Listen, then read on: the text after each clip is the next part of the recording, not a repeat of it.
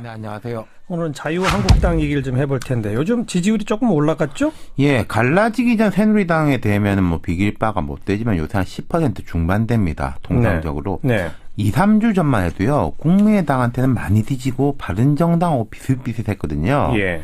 근데 최근에 보면은 바른정당은 따라오지도 못하고 국민의당하고 엎치락 뒤치락입니다. 국민의당을 이기는 경우도 종종 있어요. 예. 그리고 오늘 뭐 작으나마 낭보도 하나 있었습니다. 낭보? 예. 좋은 소식? 그렇죠.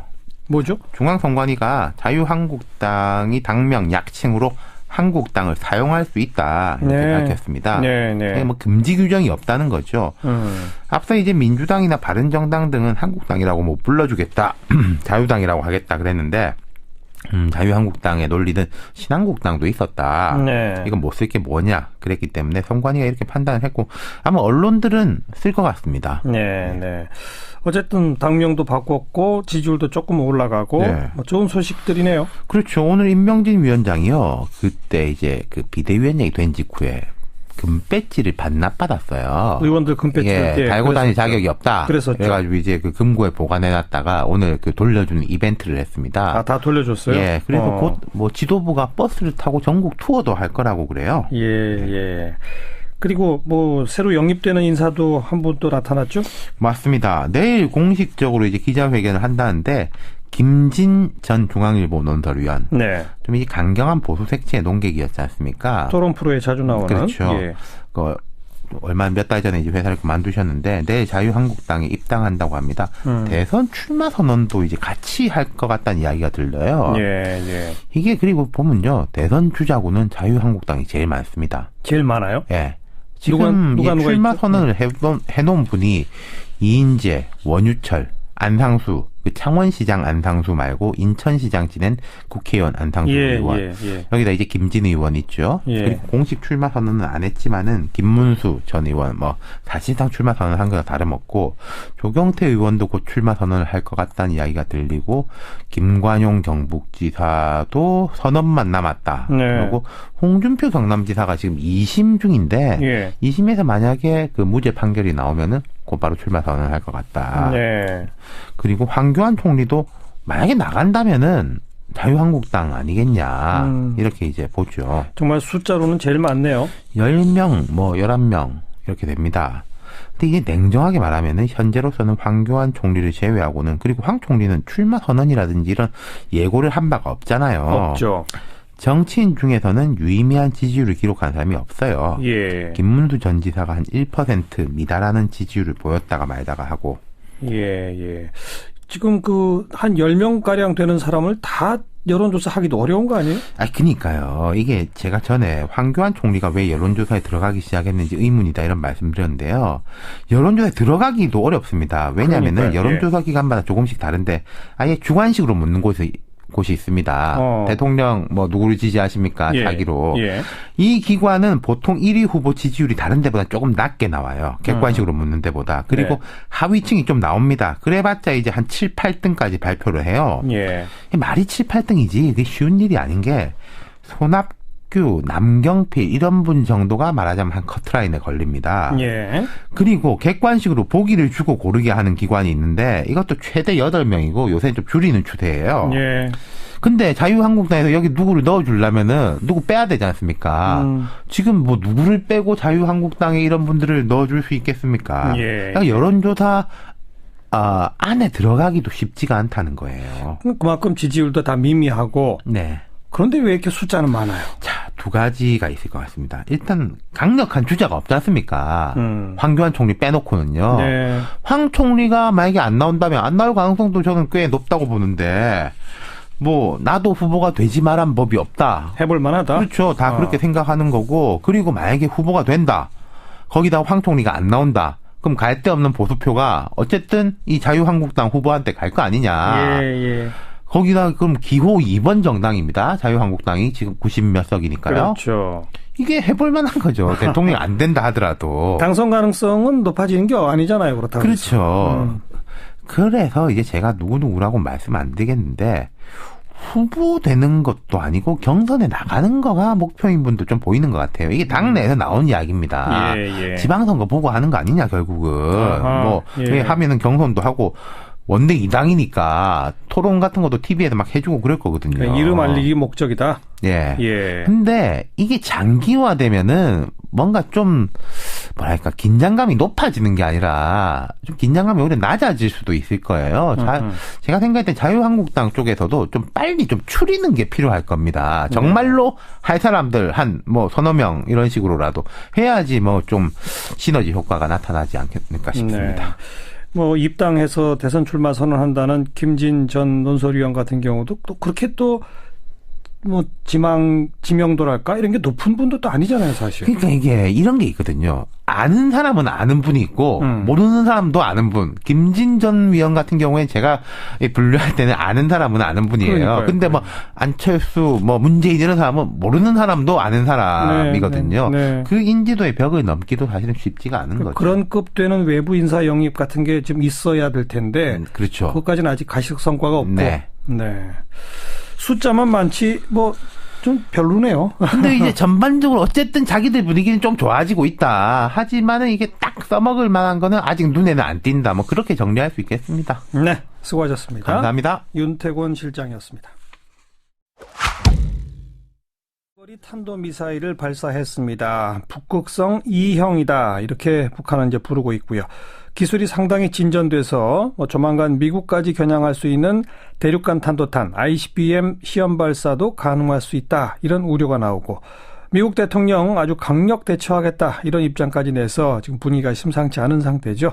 마침 오늘 국회에서 국방위원회도 열렸는데요. 군사 전문가 또 국방위 소속 정의당의 김종대 의원 연결해서 자세한 얘기 들어봅니다. 김종대 의원 안녕하세요. 네, 안녕하십니까. 네. 이게 그 기존의 미사일하고는 상당히 몇 가지 면에서 기술적 진일보를 이뤘다라고들 다 평가하더라고요. 먼저 뭐 고체 연료 맞습니까? 예, 고체 연료를 이제 주 연료로 쓰기 때문에 이건 뭐 사전에 발사 징후를 전혀 탐지할 수 없습니다. 그런데 더 특이한 것은 이동식 발사대인데 이 이동식 발사대가 과거엔 차량에 이동을 했는데 그래요? 이번의 경우에는 무한 궤도, 즉 전차 보면 막 궤도가 돌아가지 않습니까? 탱크에 달려 있는 그 궤도. 예, 이런 무한 궤도로 그 이동을 했다는 것도 처음 보는 건데 이거는 이제 언제든 험준한 지형 어디든 가서 발사할 수 있다. 이런 뜻이 되는 거고. 그러니까 차가 못 가는 산악 지형 이런 데도 갈 수 있다. 그렇습니다. 그러면서 이 발사 형태가 또 이게 참 또 특이한 건데. 과거에 잠수함 발사 미사일을 이제 SLBM이라고 하는 걸 시험할 때 보면은 이렇게 물 속에서 엔진이 점화되는 게 아니라 물 밖으로 일단 사출시킨다 그래요. 튀어 올린 다음에 공중에서 엔진이 점화돼야 되는 건데. 맞아요. 이번에 동일한 기술이 나왔어요. 그렇다면 전혀 본 적이 없는 새로운 개념입니다. 이거는 뭐 대비책 자체가 달라져야 돼요.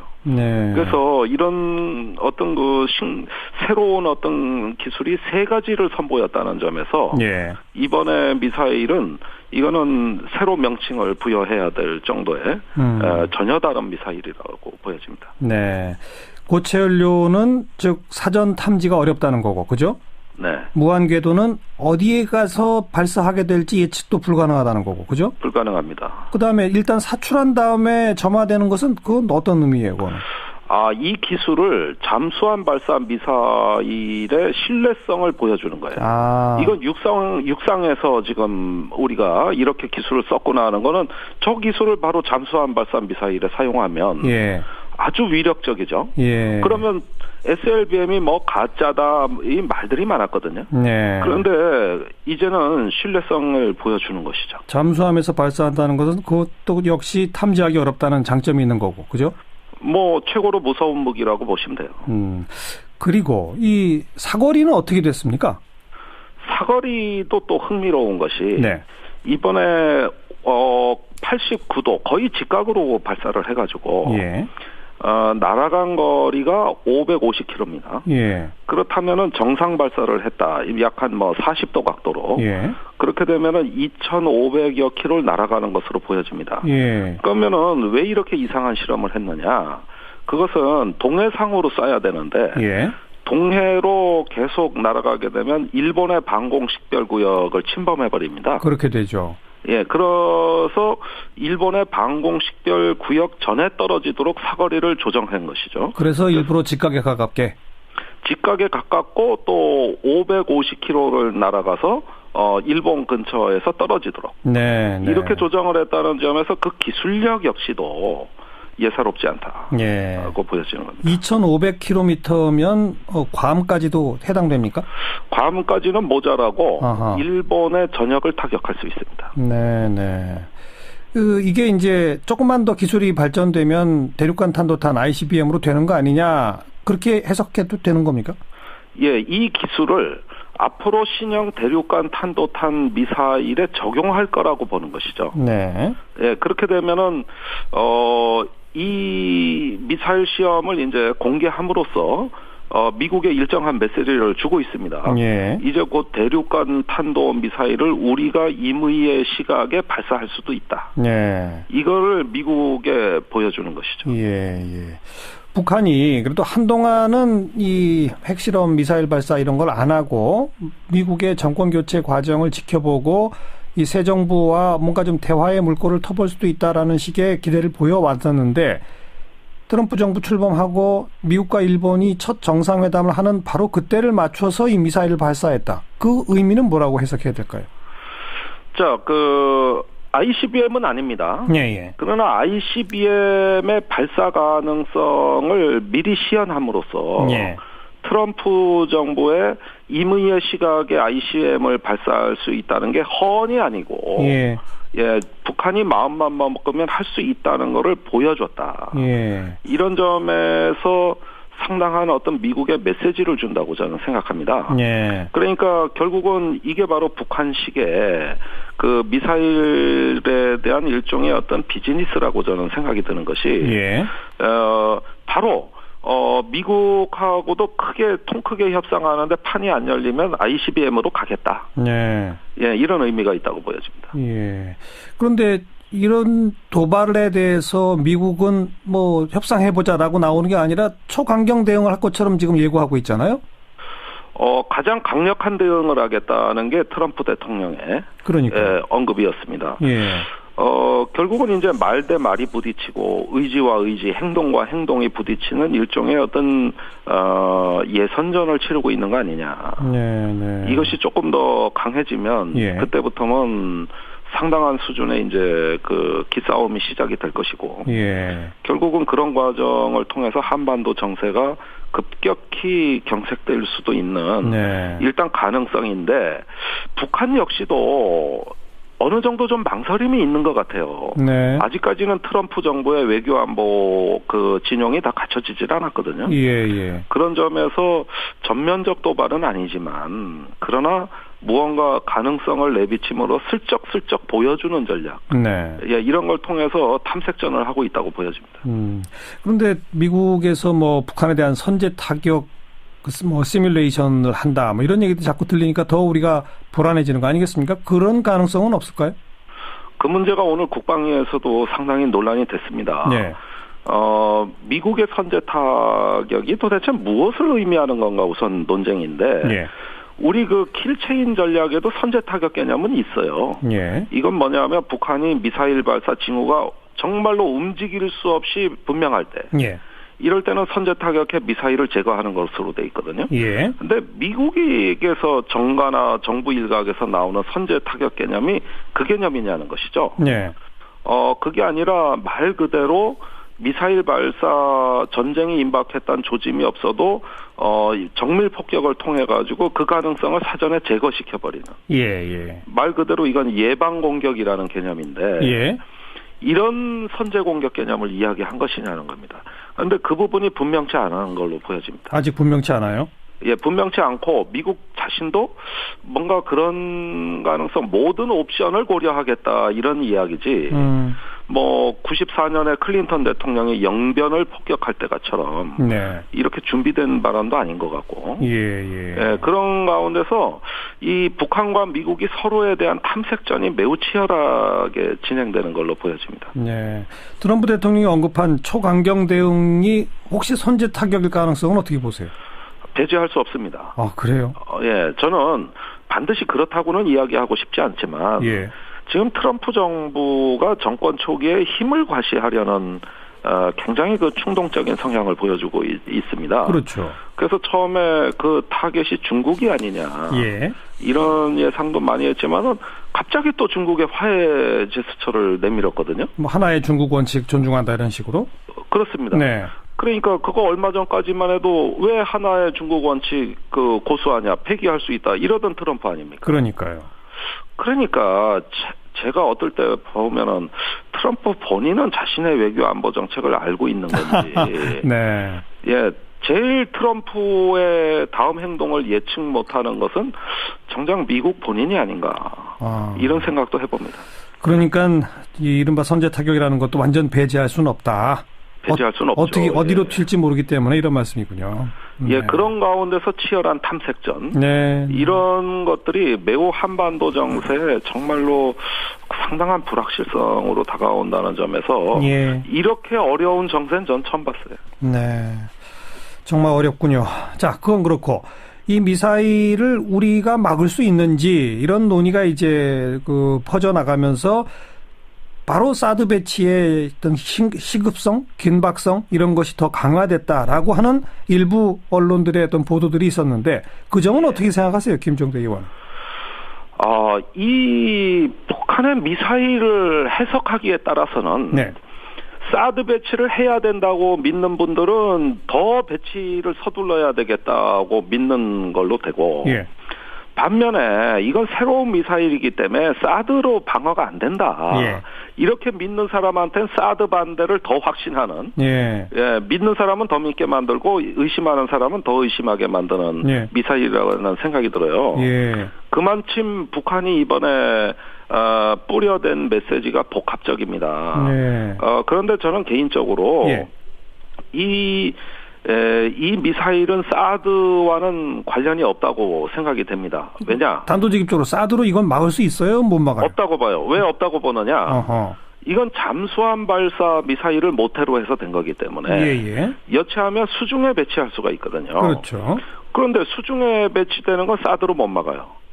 사드는 전방을 보는 거지 잠수함같이 측방이나 후방에 와서 쏘는 미사일을 막을 수 있는 무기가 아닙니다. 레이더 자체가 전방만 탐지한다? 전방만 탐지합니다. 예. 예, 그런 점에서 이것은 사드에 대한 도전장이라고 전 봅니다. 네.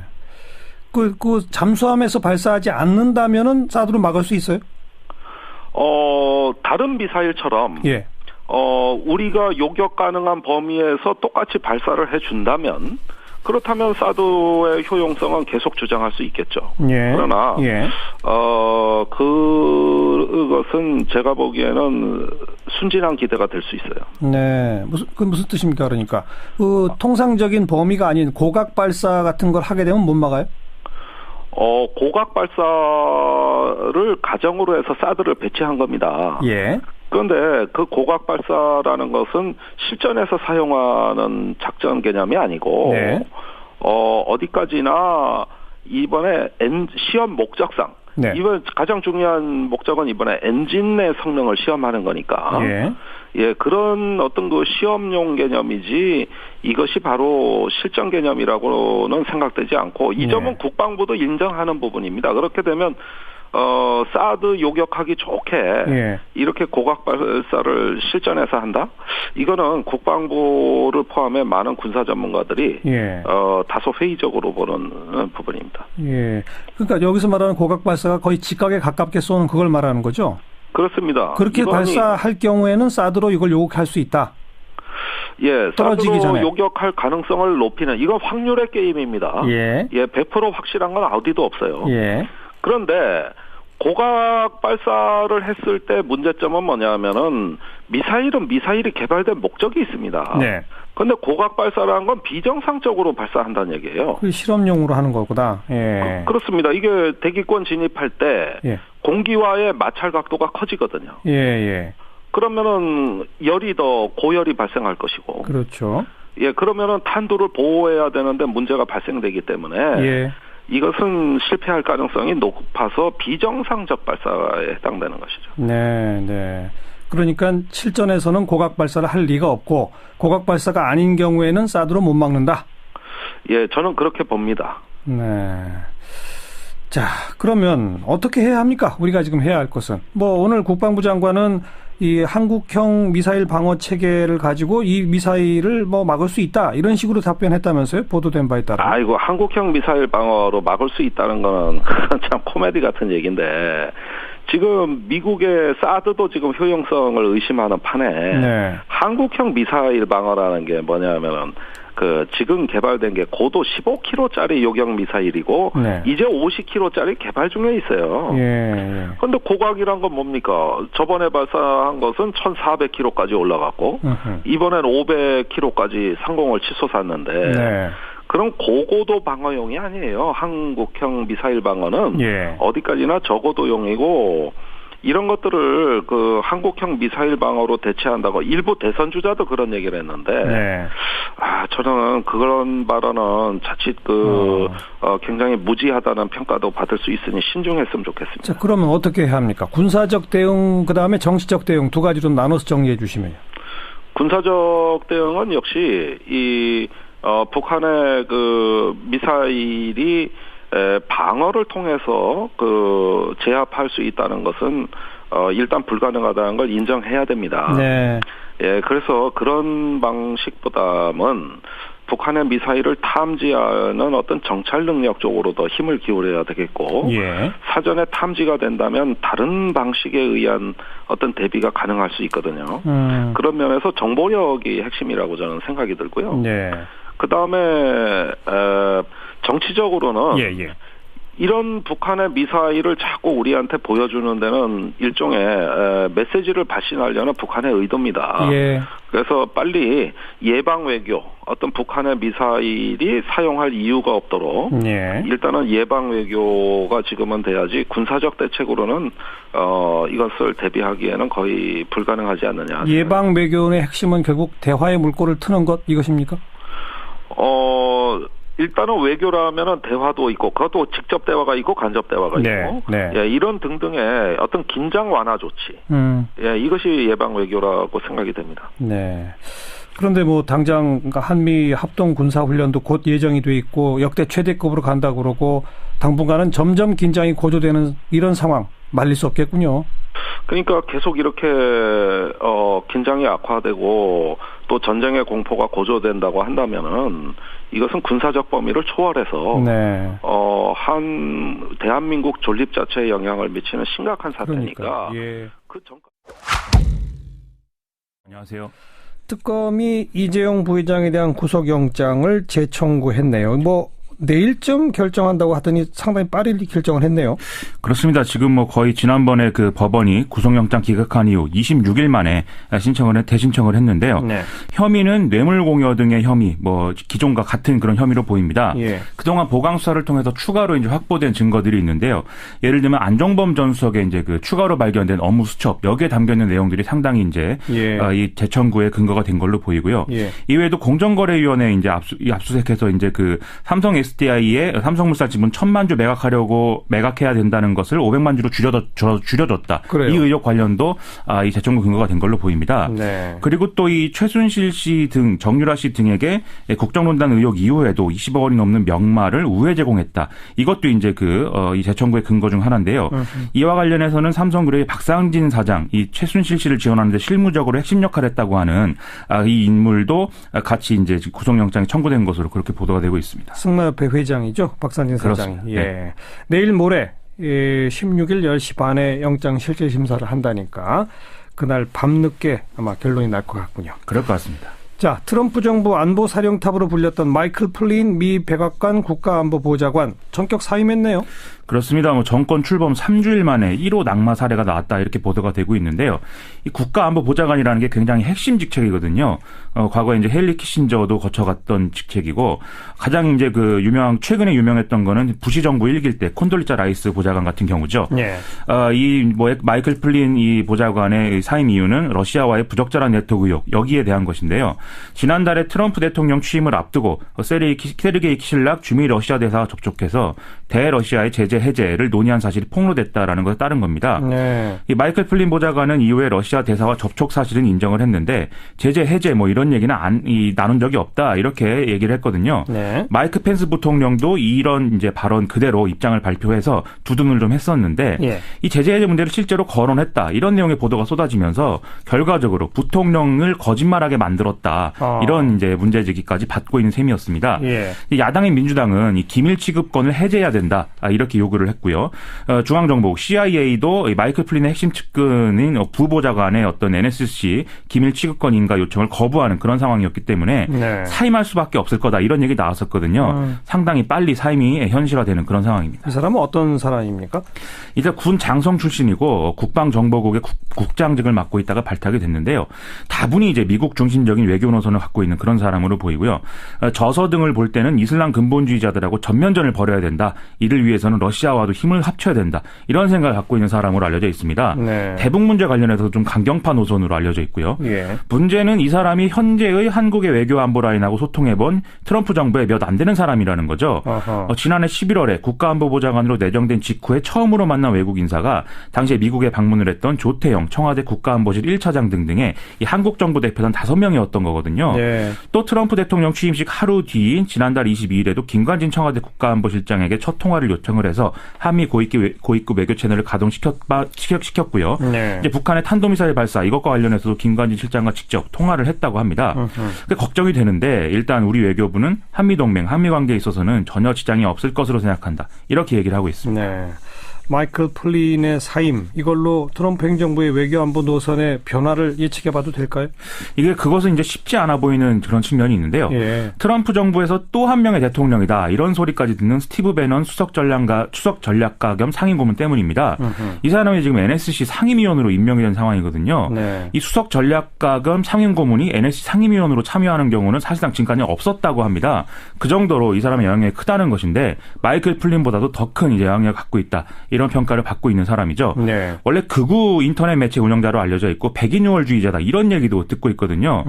트럼프 행정부의 무슬림 일부 국가들에 대한 이민 제한 조치 이것도 이 사람이 주도한 걸로 지금 그렇게 알려지고 있습니다.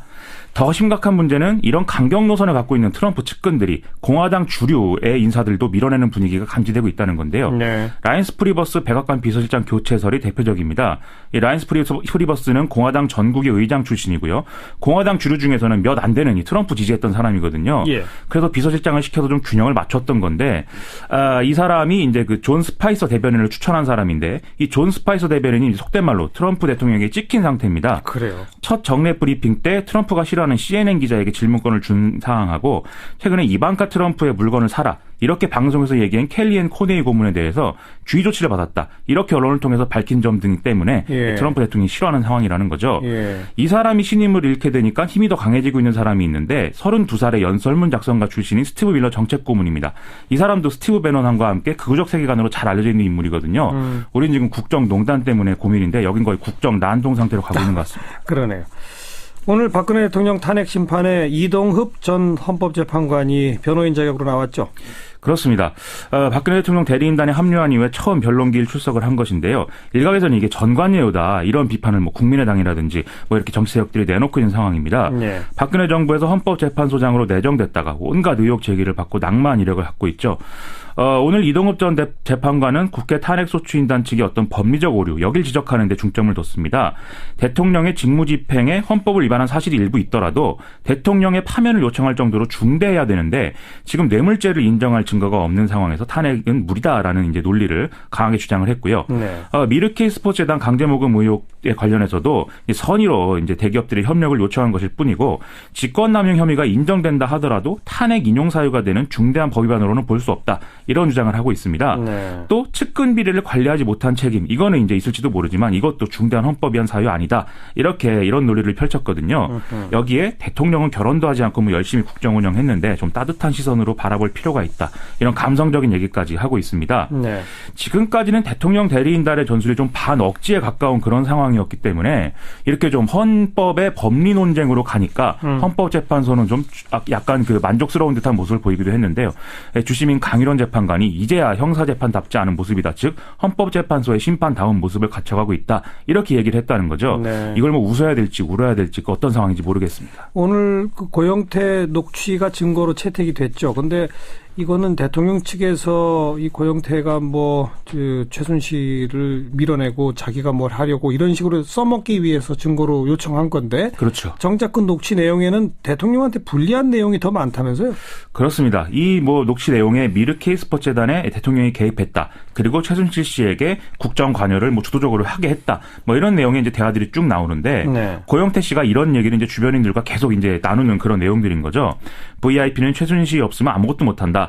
1시간에 2-3번씩 통화를 해야 된다. 청와대 비서진 임명에도 최순실이 개입했다. 이런 얘기를 하기도 하고요. 예. 박근혜 대통령이 퇴임 후에 살 거처를 이 최순실 씨가 알아보고 같이 이렇게 사는 방법을 생각한다. 이런 얘기도 하고 있습니다.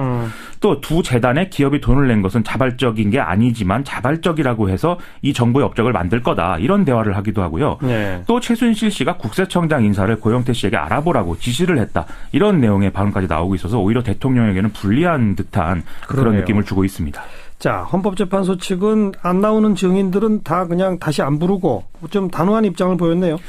이게 안봉근 전 청와대 국정원부 비서관이 오늘 나온다고 했는데 또 불출석을 했거든요. 네. 그리고 오늘 오후에 나오기로 한 김홍탁 플레이그라운드 대표, 김영수 전 미르재단 이사장 안 나온다고 불출석 의사를 밝혔습니다. 네. 증인신문이 16일 날 계획된 김영수 전 포레카 대표, 이성한 전 미르재단 사무총장, 김수현 고원기획 대표 이 사람들이 이제 소재 불명인 상태라고 하고요. 일단 헌법재판소는 김홍탁 플레이그라운드 대표하고 김영수 전 미르재단 이사장은 증인신문을 취소한다 이렇게 결정을 했고요. 네. 또 대통령 대리인단 측이 추가로 요구하고 있는 이 TV조선에서 애초에 이 관련 사안을 보도했던 이진동 TV조선 부장 그리고 최철 전 문화체육관광부 정책보좌관 이 두 사람에 대해서는 탄핵소추 사유와 관련된 증인이 아니기 때문에 채택하지 않겠다라면서 대통령이 대리인단 측의 증인 신청 기각했습니다. 예. 그래서 일각에서는 현재 지정된 마지막 변론기일인 이번 달 22일을 직후로 해서 이 변론은 마무리를 짓고 3월 13일 이전에 선고하는 그림으로 헌법재판소가 가고 있는 거 아니냐 이런 해석에 힘이 실리고 있는 상황이다라고 보도를 하고 있습니다. 네, 여기까지 수고하셨습니다. 고맙습니다. 미디어스의 김민아 기자였습니다.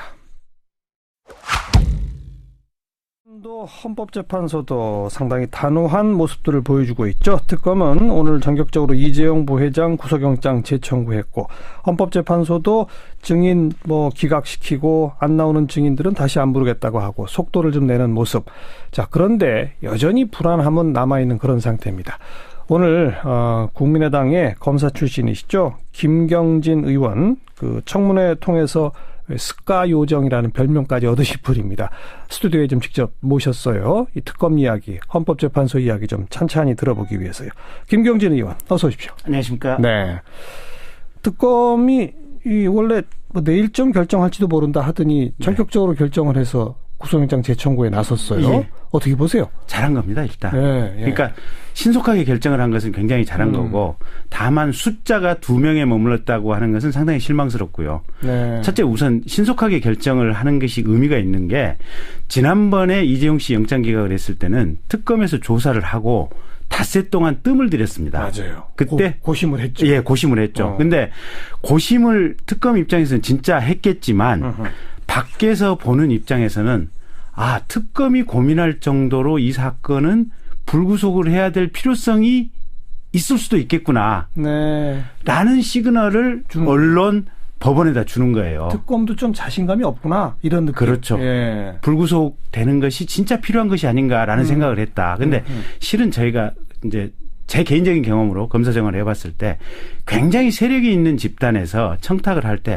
어차피 어느 집단이나 가지고 있는 재량의 범위가 그렇게 많지는 않거든요. 예. 영장 청구할 사건은 청구할 수밖에 없는데 그러면 이제 우리는 청구할 수밖에 없다라고 이제 어떤 부탁이 들어왔을 때 얘기를 하면 그러면 거기서 요 정도의 버퍼 여지를 좀 주라라고 부탁을 하는데 그때 특검에 들어왔던 부탁이 혹여 조금 고뇌하는 모습을 조금 천천히 영장을 청구해 주면 어떻겠냐. 네. 그러면 특검 입장에서는 뭐 그 정도 부탁이야. 근데 그런 일이 없었기를 희망을 하는데 그런 부탁을 하기도 합니까? 삼성 정도라면 예. 사실은 특검에 들어가 있는 핵심 되는 관계자들의 좀 심하게 말하면 사돈의 8촌까지도 다 파악을 하고 있었을 거예요. 중학교 동창, 예. 고등학교 동창, 예. 대학교 동창 예. 정말 외로울 때 불러서 삶의 슬픔을 토로하면서 소주 한잔 하는 친구들을 파악을 해서 알겠습니다. 이런저런 얘기들이 오갔을 수 있습니다. 그러니까 구속영장 청구 말아주십시오 이런 게 아니라 네. 청구하더라도 조금 고심하는 모습은 그렇습니다. 보여주십시오. 이 정도 부탁은 했을 수도 있다. 그렇죠. 그러면 그 사이에 자 언론사들 보면 삼성 이재용 부회장 구속하는 게 우리 경제에 과연 적절한가? 기사가 막 나오죠. 그런 논설들 예. 나오지 않습니까? 예. 기사 나오고 예. 종편 방송에서 또 그렇게 패널들도 얘기를 하지 않습니까? 그게 판사한테 영향을 미치죠. 법원에도 영향을 미치고 또 가령 법원에 영향을 미치지 않는다고 하더라도 국민들이나 우리 사회 전체가 그렇게 생각을 한다라고 그런 인식을 영장을 담당하는 판사가 갖게 되면 판사조차도 나도 이렇게 해야 되는 것이 아닌가. 아하. 이런 식의 사고가 가능해져서 그런 위해서는 이번에 이제 가차없이 전격 결정한 거. 네, 전격 결정한 건 굉장히 잘했다. 근데 다만 숫자가 왜 2명이냐? 박상진 사장까지 둘이냐? 나머지 관계자도 더 했어야 된다. 그렇죠. 불구속한 장충기. 그다음에 뭐 이렇게 몇 분 더 있지 않습니까? 보면 최지성 뭐 이런 분들 다 증거인멸 이게 이재용 씨 조사받고 나오면 바로 기획실 돌아가서 불러서 회의하지 않습니까? 대책회의하죠. 그 대책회의가 뭐겠습니까? 증거인멸 회의 아닙니까? 어떻게 검찰 가서 진술을 할 것인지. 저희가 아는 한 제가 들은 첫 얘기에 의하면 이재용 씨가 인정을 했다는 건 아니거든요. 부인한다는 것은 뭐겠습니까? 결국은 체계적으로 증거인멸을 하고 체계적으로 이재용 씨 진술을 어떻게 할 것인지 말을 맞춘다는 거거든요. 그리고 가령 블랙리스트 문학의 블랙리스트 사건만 해도 장관, 수석 그다음에 비서관들 다 줄줄이 구속됐지 않습니까? 그렇죠. 대통령 비서실장부터 시작해가지고 그러면 삼성도 보면 이 국민연금의 의결권 행사 이게 의결권 찬성했다는 게 쟁점이 아니고 실은 보면 이 교환 비율이 1대 0.35냐 1대 0.46이냐 이게 쟁점이거든요. 1대 0.46의 비율로 교환을 했으면 국민연금에 아무런 어떤 손해를 안 끼쳤기 때문에. 근데 1대 0.35의 비율로 교환하는데 국민연금이 찬성표를 던졌기 때문에 지금 문제가 되는 거 아니겠습니까? 그렇죠. 그 구체적인 손해액이라든지 이런 것들을 생각하면 사실은 나머지 사람들 다 구속영장으로 들어갔어야 돼요. 그리고 그렇게 여러 명에 대해서 구속영장이 들어가야만 법원에서도 가령 한두 명, 그중에 한두 명은 기각을 시키더라도 대부분은 영장 발부가 되거든요. 그래서 이번에도 구속영장 청구의 범위를 좁게 한 것은 여전히 좀 실망스럽다. 이번에는 발부될 가능성이 더 크다고 보세요? 발부되어야 할 겁니다. 왜냐하면 저희들도 가령 이제 그 사건의 실체라든지 어떤 진실성하고 상관없이 12월 2일 날 탄핵 발의를 안 했다고 문자 폭탄을 받았거든요. 그랬었죠. 정신이 없고 하늘이 노랗더라고요. 저희들이 잘못한 게 하나도 없는데 그 문자 폭탄을 받고 하늘이 노랬어요. 며칠 동안 저는 사실은 사무실 안에서 한 이틀 동안은 불 꺼놓고 그냥 이렇게 정말 침잠하면서 명상을 했어요. 내가 도대체 뭘 잘못했을까. 근데 법원도 지난번에 조희연 부장판사가 이재용 부회장 영장 기각하고 나서 제가 볼 때는 그 문자 폭탄 이상의 여러 방식의 국민들의 뜨거운 분노가 아마 법원에 생생하게 전달이 됐을 겁니다. 법원 앞에서 지금 밤샘 농성도 계속 이어지잖아요. 그리고 이 국민의 분노가 저희 국회에서 보기에는 정당하다고 보고 있거든요. 대부분의 국민들이 이게 국민의 분노가 정당하다고 보고 있거든요. 이번에 또 영장 기각하면 법원 조직에 대해서 개혁해야 한다라고 하는 국민들의 그 뜨거운 열망이 나올 거고 저희 국회에서도 아마 그런 식의 어떤 관점에 입각해서 뭔가 새로운 정부가 출범하면 뭔가 조치가 있을 수밖에 없을 겁니다. 그런 상황에 비춰본다면 이번에 영장 기각하기 쉽지 않을 겁니다. 자, 특검 전반적인 평가를 좀 해보죠. 몇 점 주시겠습니까? 지금까지 활동. A-나 B+ 정도. 다 잘했어요. 정말 잘했고 예. 정말로 동원할 수 있는 최선의 역량을 동원해서 구정날 설날도 출근해갖고 다 일을 했지 않습니까? 예. 뜨거운 열정으로 일을 했고 잘했는데 딱 하나 A+를 못 주는 이유가 아까 말씀드린 삼성 이재용 첫 번째 그 미스한 그 부분 하나 예. 오늘도 숫자 적게 청구한 부분 하나 세 번째는 우병우 수사. 지금 왜 진도가 안 나갑니까? 우병우 수사는 두 가지예요. 그러니까 그 해경 압수수색 관련해서 광주지검에 이렇게 압력 전환한 거 그 부분만 가지고도 직권남용죄로 사법 처리가 가능하거든요. 예. 근데 문제는 뭐냐면 우병우 수사의 본질은 뭐냐면 검찰 상층부 수사하고 직접적으로 연결이 돼 있습니다. 왜요? 아니 제가 가령 청문회 때 그러니까 제가 이제 수가 요청이 됐던 게 우병우 씨를 상대로 최순실 씨가 독일에 있는 최순실 씨가 어떻게 알았을까? 예. 결국은 진짜 어떻게 알았을까요? 제 추론은 이제 국민들에게 그렇게 인식하라고 얘기는 우병우 씨가 알려줬는데 그 우병우 씨는 어떻게 알았겠어요? 검찰 고위층이 알려줬다. 검찰 고위층에서 알려줬겠죠. 검찰 고위층으로부터 수사 내용을 시시각각으로 보고받고 그게 안종범이나 최순실 대통령한테 다 실시간으로 갔고 그러면 증거인멸의 공범들 아닙니까? 그러네요. 근데 그게 그러면 검찰에서는 딱히 보고 의무만 가지고 보고를 했다. 사실은 검찰은 청와대 민정수석실하고 직거래하면 안 됩니다. 검찰에서는 일선 검찰은 검찰총장에게만 얘기를 해야 되고 검찰총장은 법무부 장관에게만 얘기해야 되고 법무부 장관은 자기가 파악한 범위 내에서 민정수석에게 보고를 하든지 말든지 이래야 되는 겁니다. 통상은 보고를 하는 거죠. 그런데 일선 수사팀인 중앙지검장이라든지 이쪽에서 민정수석에게 바로 보고를 했다. 이 자체가 법 위반인 겁니다. 그렇군요. 그래서 우병우를 건드리는 순간 검찰 수뇌부 상층부에 대한 수사로 연결이 될 수밖에 없는데 어쨌든 특검도 검찰 출신이고 특검 보들도 대부분 검찰 출신이고 물론 이제 전역한 사람이긴 하지만 현재 파견되어 나와 있는 파견검사 이 20명은 진짜 현직 검사들이고 그렇죠. 수사관 40명도 현직 검찰 수사관들이고 그래서 특검 입장에서는 우병우는 감당이 안 되는 겁니다. 그래도 그렇기 때문에 특검을 임명한 거 아닙니까? 제가 생각하는 성역 없이 하라고? 그렇습니다. 근데 그 우병우 성역 아니어도 가령 삼성 이 성역 깨는 것도 사실은 쉽지 않거든요. 그리고 그게 어렵다는 것을 국민들이 알고 있지 않습니까? 그래서 우병우까지 못 간다고 하더라도 특검에 대해서 특별히 비난할 상황은 아닌 것 같아요. 왜냐하면 여전히 많은 그 우선순위들이 많이 밀려 있으니까. 그래서 제가 추론하는 가능한 범위는 우병우는 맨 마지막에 손을 대서 수사를 하다가 민간검찰로 다시 특검 넘겨서 니들 자체적으로 알아서 정화를 해라. 그 정도가 가능한 시나리오가 아닐까라고 생각을 하는데. 지금 그 특검 수사 기간이 일단은 2월 28일까지로 되어 있는데 이 기간이 더 필요하다는 입장을 이제 굳힌 것 같아요. 국회에도 의견서를 냈다 그러고 뭐 황교안 총리 권한대행이 한 달 승인을 안 해줄 가능성도 있습니다만 국회에는 지금 이미 법 개정안이 나와 있지 않습니까? 그건 통과 가능하죠? 그런데 이제 한두 가지 이제 문제가 있는 게요. 법사위에서 새누리당 지금 권성동 위원장하고 새누리당이 아니죠. 이제 바른정당 이제 권성동. 그 다음에 김진태 위원이 지금 새누리당 간사거든요. 자유한국당.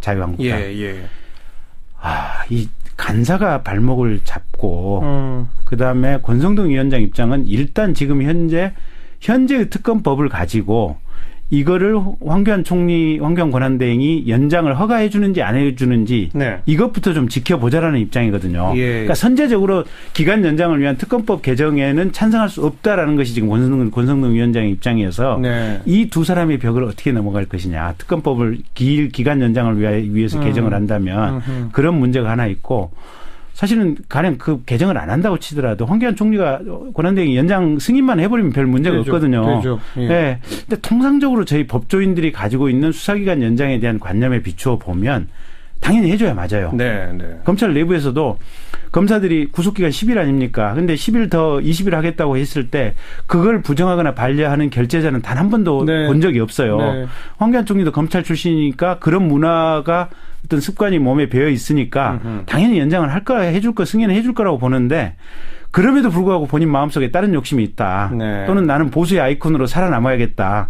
아니면 내가 여기까지 온 게 박근혜 대통령의 은혜의 은덕 때문이니까 이렇든 저렇든 어떻게 되든 박근혜 대통령의 은덕을 갚아야겠다. 뭐 이런 생각을 하기 시작하면 안 해줄 수도 있다. 안 해줄 수도 있는 거죠. 안 해주게 되면 그래도 바른정당은 특검법 개정에 찬성이잖아요. 그렇죠. 그 바른정당까지만 합하면 되죠. 국회 선진화법이 있더라도 통과 네. 가능하잖아요. 가능하죠. 김진태 간사 혼자서 그걸 막을 수 있어요? 막을 수는 없죠. 못 막죠. 그렇죠. 그러니까 어쨌든 결국은 바른정당 이제 권성동 위원장과 바른정당의 의지가 중요한 문제죠. 그렇죠. 근데 그러니까 딱 하나. 네. 일단 지금 바른정당의 입장은 현재 특검법에 의한 기일 연장을 보겠다 그러니까 그럼 이제 연장이 되면 문제가 없지 않습니까? 예. 연장이 불허가 되면 거기서 일단 스톱하는 거 아니겠습니까? 그렇죠. 스톱하고 법 개정안이 통과돼서 청와대 가서 이게 발효까지 돼야 되거든요. 네. 그 시간 버퍼가 한 보름 이상 정도 한 걸린다. 일주일에서 보름이기 때문에 수사가 잠시 중단되고 벙 뜨면서 사건은 검찰로 갔다가 다시 돌아오는 이런 상황이 되겠죠. 어쨌든 현재까지 보이고 있는 바른정당의 그 태도가 변화가 없다면 네. 특검은 수사를 더 할 수 있겠군요. 네, 그렇습니다.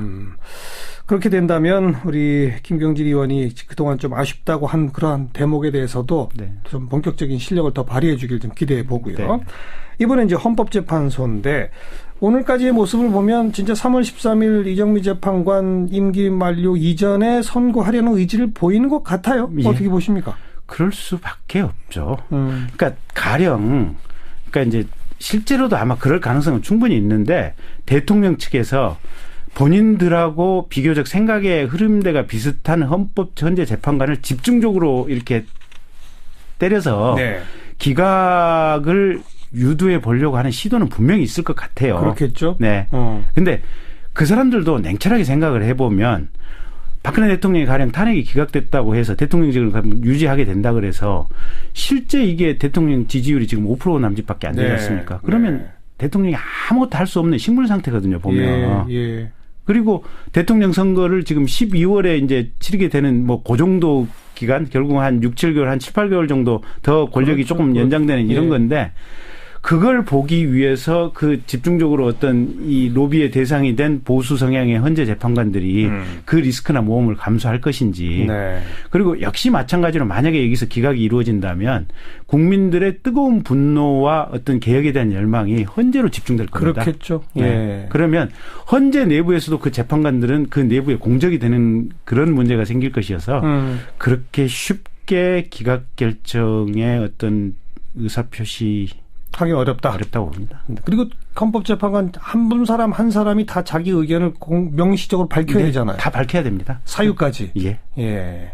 그리고 조금 아까 질문드린 3월 13일 이전이라고 하는 네. 시한을 좀 서두르고 있는 것도 확인이 되는 거죠. 예, 그렇습니다. 그러니까 우리가 현재 특히 법원이나 헌법재판소 같은 경우 이제 공정, 네. 공평 네. 이런 것을 굉장히 중요한 가치로 생각을 하는데 예. 이미 누가 봐도 공정할 만큼 공정했고 공평할 만큼 공평했거든요. 대통령 측에서 주장하는 자신들에게 불리한 증인들에 대해서도 해달라면 거의 받아줬지 않습니까? 그랬죠. 기회는 다 줬고 예. 나와서 얘기할 수 있는 기회는 줬는데 본인들이 안 나오거나 뭐 이런 것들 아니겠습니까? 네. 나와 보니까 본인들에게 오히려 불리한 얘기를 하고 그래서 더 받아준다고 하는 것은 누가 봐도 대통령 측에 오히려 편파적인 이게 재판 진행이다라는 그런 느낌을 가질 수밖에 없기 때문에 헌재도 뭐 더 받아줄 여지도 없는 거죠. 네.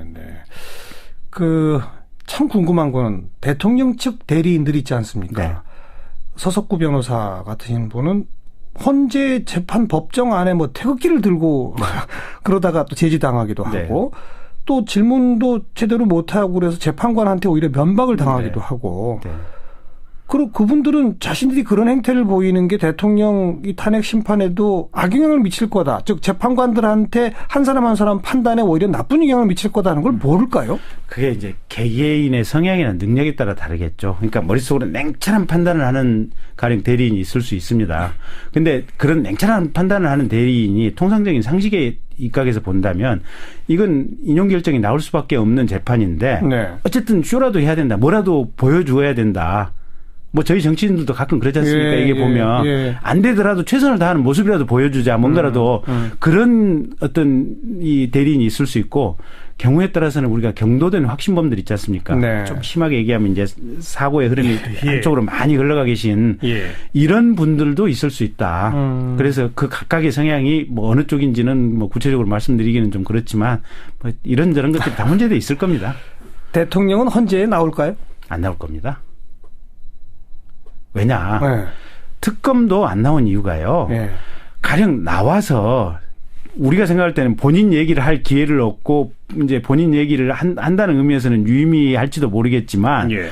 어차피 상대방에 의해서 냉정한 질문들이 들어갈 거 아닙니까? 예. 가령 거기서 본인이 뭐라고 구체적인 사항에 대해서 이제 거짓말 답변을 했는데 거기에 대해서 안종범 씨 이게 녹취록이라든지 수첩이 딱 몇 페이지가 같다. 네. 정호성 씨 녹음 파일이 몇 페이지 이게 딱 해서 틀어줬다. 증거가 나왔다. 그럼 뭐라고 거기에 답변을 할 네, 겁니까? 네. 뭐 할 수밖에 없지 않습니까? 예. 그러면 아무리 옆에 변호사가 앉아 있고 아무리 뭘 해주고 싶어도 그건 감싸줄 수가 없는 거거든요. 네. 그러면 특검은 그 안에서 사람이라도 보는 사람이라도 제한이 돼 있지만 헌재는 수많은 방청객, 수많은 기자들이 있는데 그렇죠. 그 상황을 어떻게 감당을 할 겁니까? 그러니까 말로만 나갈 듯이 어떤 고민을 할 듯이 얘기는 하지만 나간다고 하는 것은 거의 자살의 어떤 사회 정치적인 의미에서 자살에 가까운 행동이기 때문에 네. 저는 안 나가리라고 봅니다. 네.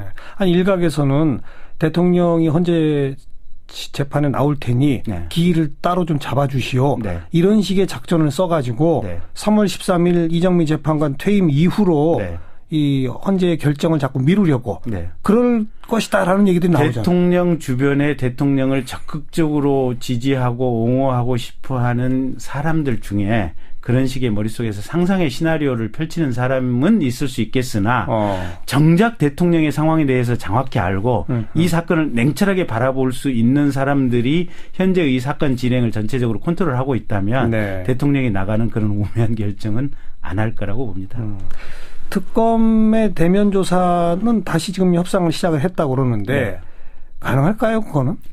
그것도 안 될 거다. 예, 왜냐하면 아까 말씀드린 대로 예. 나가봐야 망신이고 알겠습니다. 나가봐야 우세인데 그것은 내보낼 수가 없습니다. 네. 자, 아까 얘기한 것처럼 특검은 이 황교안 대행이 기간 연장을 승인해 주든지 그게 아니면 법 개정을 통해서 아무튼 수사를 더 하게 될 겁니다. 그리고 지금의 전망으로 봐서는 3월 13일 이전 정도에 탄핵이 인용되는 결정이 내려질 것. 네. 그렇게 되면 대통령은 자연인 그렇죠. 박근혜가 되는 거죠. 네. 그렇게 되면 특검이 구속합니까? 어떻게 됩니까? 특검이 됐든 아니면 그 후에 민간 검찰이 됐건 뭐 구속이 당연한 거겠죠. 왜냐하면 일단 뇌물죄로 갔을 때는 정말 형량이 어마어마하게 높은 거고요. 뇌물이 아니라 직권남용 권리행사 방해죄라고 할지라도 기존에 그 여러 명 구속됐던 공범으로 적시된 내용들이 있지 않습니까? 이것만 가지고도 구속하기 충분한 사유거든요. 거기다 이제 오늘 이재용 씨라든지 박상진 씨 지금 뇌물로 적시가 됐다면 당연히 대통령도 뇌물이겠죠. 구속이 어떻게 안 되겠습니까? 근데 다만 이제 구속돼서 대법원 확정 판결까지 나고 형이 나고 그 다음에 이분에 대해서 우리가 얼마만큼 형을 살리고 처리를 할 것이냐. 이거는 최소한 이제 후임 대통령이 여러 가지 정치적인 부담과 사회적인 어떤 영향력을 가지고 고려를 한 다음에 적절하게 결단을 내려야겠죠. 불구속 상태로 그냥 재판을 받게 하는 이런 고려를 특검이 하진 않을까요? 그러니까 가장 가능한 시나리오는 어차피 지금 기일 연장 돼봐야 특검 30일 아닙니까? 황교안 총리에 의해서. 물론 이제 법이 개정되면 50일이니까 훨씬 길어질 수 있겠지만. 근데 황교안 총리가 연장을 하면 이제 특검 수사가 15일 남는데 제가 볼 때는 특검 입장에서는 대통령 건드리지 않고 검찰로 넘길 것 같습니다. 수사할 수 있는 시간이 뭐 한 2주 남짓밖에 안 되기 때문에 굳이 대통령을 손을 대느니 그냥 민간 검찰로 넘기겠다. 여기나 저기나 똑같거든요. 대통령이 자연인 신분이 된 그 순간부터는 사실은 어디서 해도 별 상관이 없거든요. 그렇게 되면 검찰은 구속을 하겠죠. 당연히 할 것이다. 로 보신다. 과거 노무현 대통령 뭐 이렇게 불러서 조사했던 검찰이 이게 자기 손 안에 있고 손바닥 안에 있을 때는 이게 온순한 양이지만 알겠습니다. 어느 순간에는 이게 무서운. 게다가 이제 직도 없어졌으면. 그렇습니다. 아주 짤막하게 그 특검이 청와대 상대로 행정소송 제기한 거 있잖아요. 그건 어떻게 될 거라고 보세요? 압수수색. 글쎄요. 저희 법조인들끼리는 사실은 이거 코미디라고 봅니다. 코미디. 왜냐하면 이게 형사소송법이라고 하는 것이 과거에 임금에 의해서 소추가 이루어지면서 형사소송법이 고문의 역사 아닙니까? 형사수사라고 하는 것이. 형사소송법은 수사의 대상인 검사나 경찰, 임금이나 이 지방관들이 수사 과정에서 고문을 못하도록 최소한 억제하는 장치가 이게 형사소송법의 역사거든요. 그런데 거꾸로 이게 특검이 이 세게 수사를 하는 주체인 특검이 수사를 못하고 우리 수사할 수 있게 해주세요라고 법원에 소송을 넣는 거 아닙니까? 맞습니다. 형사소송법의 본식 그런 점을 생각을 자체를 안 해봤던 거예요. 이런 상황이 있으리라고는 생각도 해보지 못한 상황이 발생하는 건데 이론대로 한다면 사실은 특검이 경찰 병력을 대동하고 가서 그 현장에 서 있는 청와대 경호실 직원들을 못 들어가게 하나씩 잡아서 공무집행 방해죄로 구속을 하고 들어가서 압수수색을 집행을 해야 되는 거거든요. 근데 저기는 이 청와대 경호실은 총칼을 가지고 있으니까 지금 못 들어가는 거 아니겠습니까? 이제 상황은 그런 상황이고 그래서 법으로는 전혀 근거가 없는 소송이다. 다만 특검 입장에서는 워낙 답답하고 뭐라도 해야 되고 국민들에게 보여줘야 되니까 소송을 낸 것으로 보여집니다. 법원이 그걸 받아들이긴 참 어렵겠군요. 그러니까 근거가 없으니까요. 각하대로. 잘 알겠습니다. 이거 특검 그리고 헌재에 관한 궁금증들 한꺼번에 싹 풀었네요. 국민의당 김경진 의원이었습니다. 오늘 고맙습니다. 고맙습니다. 대형 성조기도 등장하고요. 또 한 손에는 성조기, 한 손에는 태극기 이렇게 들고 흔드시는 그런 분들도 참 많고요. 자, 이 현상 우리 어떻게 봐야 할지 문화비평가 경희대 이택광 교수와 함께 생각해 보겠습니다. 이택광 교수 어서 오십시오. 네, 반갑습니다. 네. 왜 미국 국기가 우리 집회에 등장하느냐. 많은 그렇죠. 분들이 좀 의아해합니다. 어떻게 사실 보세요? 그래서 미국 국기를 앞세운 시위가 없진 않아요. 그러니까 예를 들어 그리스 같은 경우도 보시면은 자유 시위 할 때 보면은 자유의 신상을 들고 나온다든가 이런 건 있어요. 그때 이 자유 시위를 하시는 분들은 이제 무역 개방, 국경 개방, 신자유주의적으로 이렇게 국가를 바꿔야 한다 이렇게 주장하시는 분들이거든요. 그런데 이제 그런 분들이 극우 보수다 이렇게 부르기는 좀 어려운 그런 분들이에요. 그러니까 전 세계적으로 이 미국 성조기라든가 또 자유의 신상 이런 걸 들고 나와서 시위를 하는 집단이 아예 없는 건 아닙니다.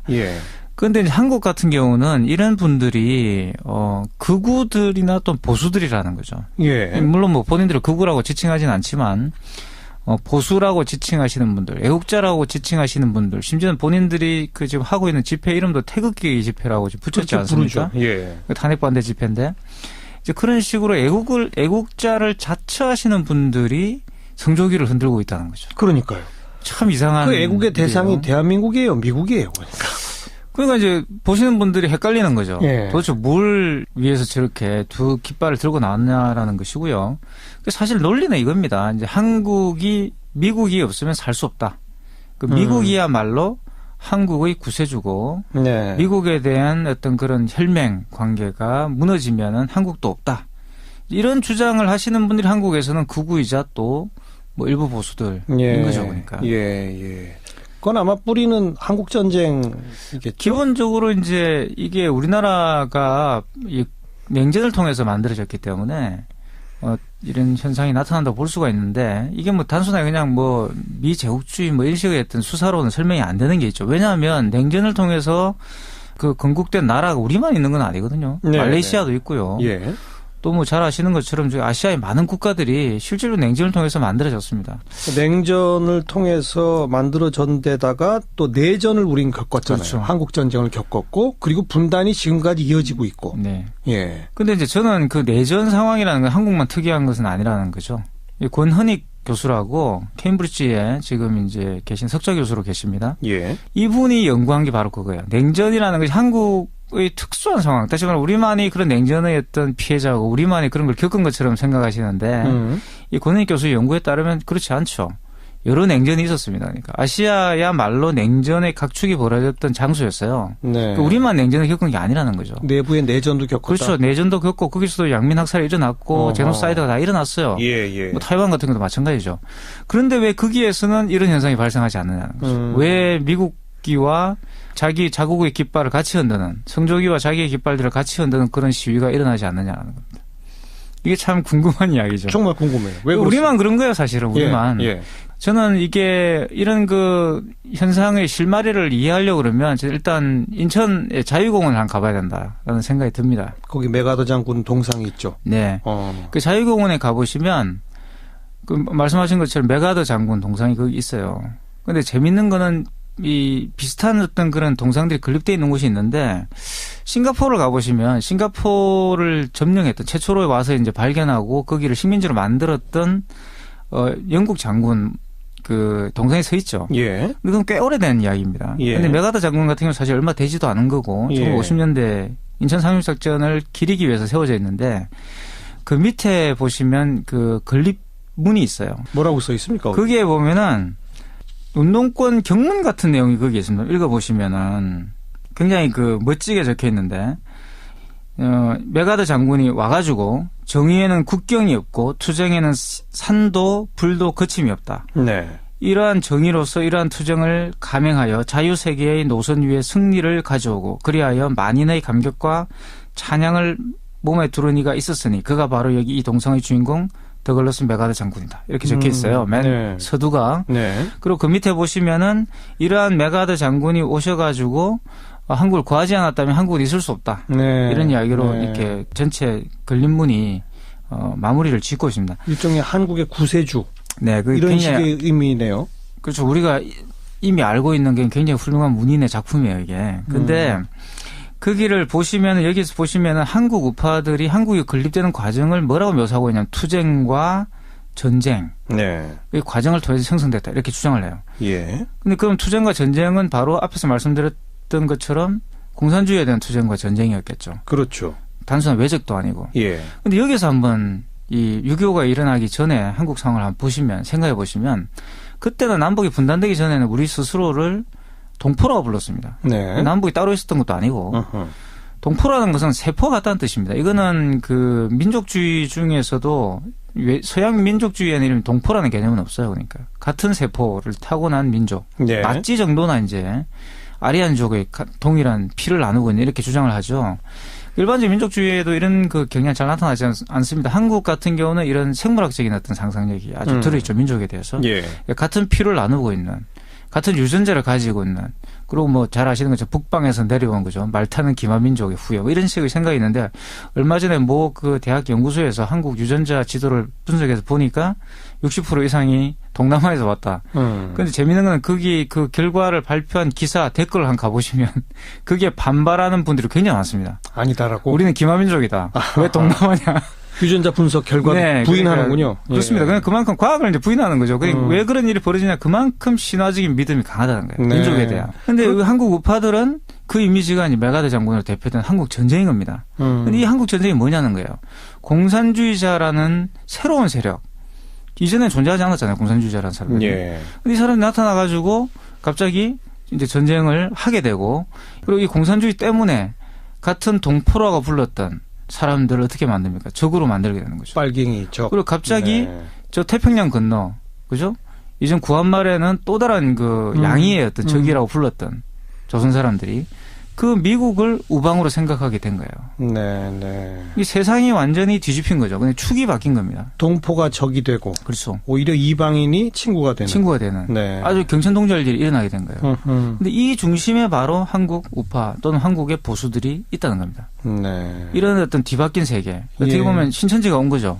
네. 근데 거기에 냉전이 있었던 거예요. 친구 정도가 아닌 거 아니에요? 혈맹이죠. 구세주입니다. 혈맹이면서 구세주니까 그분들 머릿속에는 미국이 더 위에 있는 거 아니에요? 그렇죠. 우리의 주인이죠. 또 우리 그렇죠. 아버지 같은 존재고 우리를 돌봐주는 분이고 예. 그죠? 그래 그분에게 잘 보이는 이게 약간 제가 보기엔 기다리 아저씨 신드롬 같아요. 기다리 아저씨 신드롬. 그래서 이런 현상들이 지금 이 태극기 집회 또는 뭐 탄핵 반대 집회에 나타나고 있고 네. 이 박근혜 대통령의 지금 법정 대리인이나 법률 대리인이라고 하는 서석구 변호사 같은 경우가 오늘 뭐 헌재에서는 네. 태극기를 흔들려고 하다가 제지당했다고 하던데. 태극기를 일단 들고 서 있었다고 그러더라고요. 예. 근데 여기서 뭐 법정에서는 태극기를 들고 서 있었는데 이 탄핵 반대 집회에 나오셔가지고는 영어로 연설을 하셨어요. 영어 연설? 물론 뭐 다 영어로 하신 건 아니고 중간에 다른 말씀을 하시다 갑자기 일부 부분을 일부 영어로? 부분을 영어로 했는데 뭐라고 했냐 그러면 이 집회를 미국에서도 보고 있다. 네. 그래서 영어로 하겠다 그러면서 영어로 잠깐 몇 마디를 했습니다. 그게 뭐냐, 우리는 여기 주국을 지키기 위해서 왔다라고 했고요. 그리고 또 보시면은 We are here to defend our country. 그리고 또 뭐라고 그러냐, Today is the happiest time ever since I was born. 태어나서 가장 행복한 순간이다. 예. 이렇게 하고 We will get victory. 우리는 승리할 것이다. 이런 말을 했어요. 예. 사실 뭐 맥락이 안 맞는 문장이 3개인데 이걸 영어로 말을 하고 뭔가 이렇게 왜 영어로 한 겁니까? 그건 이제 미국 사람 들으라고 한 거죠. 근데 미국 사람들이 사실 한국말로 이야기한다고 해서 듣지 않을 리는 없잖아요. 요즘에 예, 뭐 번역기도 많이 발달해 구글로 검색해보려 나오는데. 예. 그러니까 이게 뭐냐 그러면 우리가 이만큼 미국에 대해서 잘 안다. 또는 미국은 우리 편이다. 확고한 믿음이 있으니 그런 거 아니겠습니까? 네. 미국이 왜 우리 편이라고 생각할까? 미국이 바로 박근혜 대통령을 구원할 것이다. 이런 거 아니겠어요? 그러니까 아니면 또 미국의 마음을 바꿔야지 이게 바뀐다. 근데 상식적으로 그게 논리적으로 말이 됩니까? 원래 이제 이데올로기라는 것은 말이 안 되는 거예요. 말이 되게 만드는 겁니다. 예, 그러니까 사실 우리가 이 이데올로기가 뭔지 설명해봐라 그러면 일반인이든 또는 뭐 전문가들 잘 설명하지 못하죠. 이데올로기가 무엇인가에 대해서는.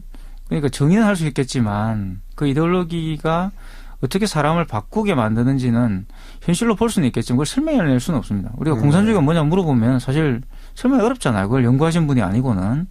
그런데 그거 알 수 없는 그런 것 때문에 동포를 적으로 만들어서 거기에서 국가를 건국하게 되는 과정들이 우리의 역사였다는 거예요. 그리고 그걸 우리의 건국을 도와준 것은 미국이다. 그렇죠. 그렇게 이제 철석같이 믿게 되는 거죠. 그런데 그거는 이제 그 한국 전쟁을 직접 경험한 세대들의 머릿속에는 아주 깊게 각인돼 있었을 가능성이 있다고 봅니다. 네.